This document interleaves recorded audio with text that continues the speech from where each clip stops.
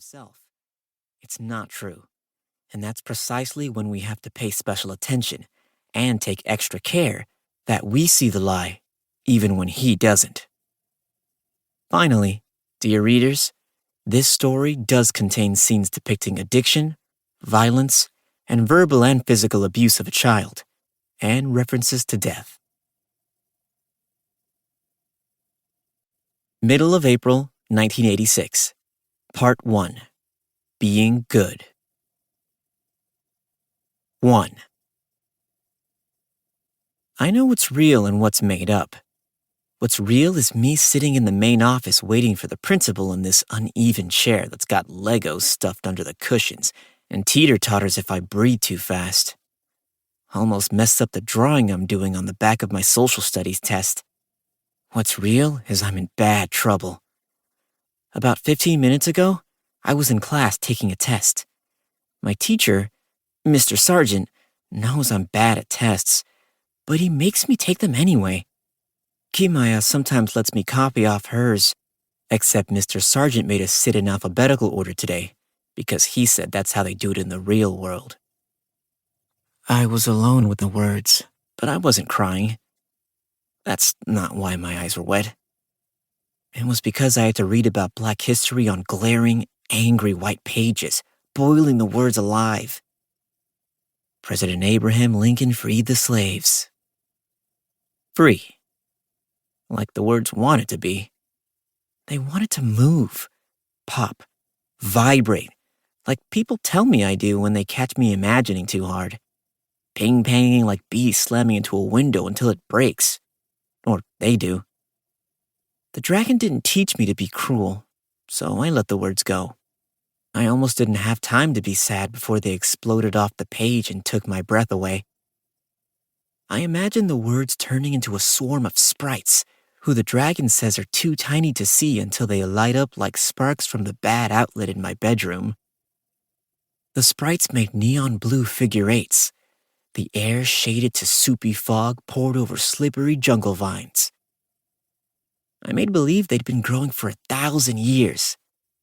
I couldn't see the classroom anymore. I could almost believe I was alone. No teacher, no students. Then, smooth and quiet as a Venus flytrap, a thirsty little monster's arm reached out from the vines. It closed its fists around a sprite and pulled it into the trees. The sprite squealed, then was gone. That was an abattoir snapping up its lunch. They have bent needles for teeth and one red eye that flashes like a smoke detector in the dark. They infest you by sticking their heads under your skin to eat you alive from the inside out. I wasn't expecting that. And I wasn't expecting Princess Ruby to come flying out of nowhere, landing in front of me with a great big splash.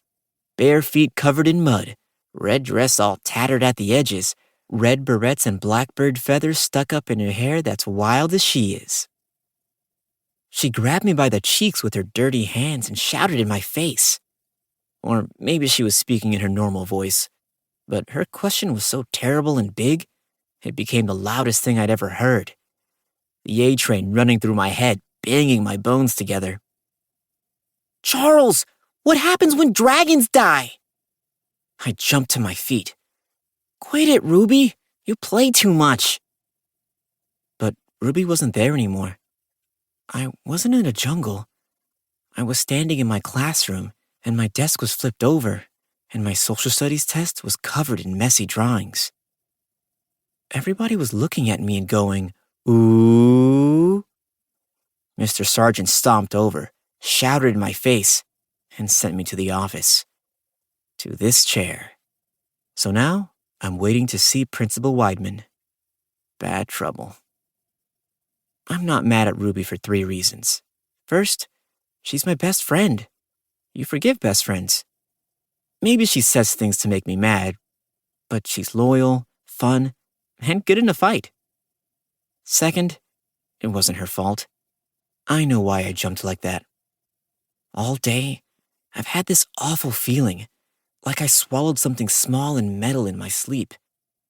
I don't want to get it out because it'll hurt worse coming up. I know the answer to Ruby's question.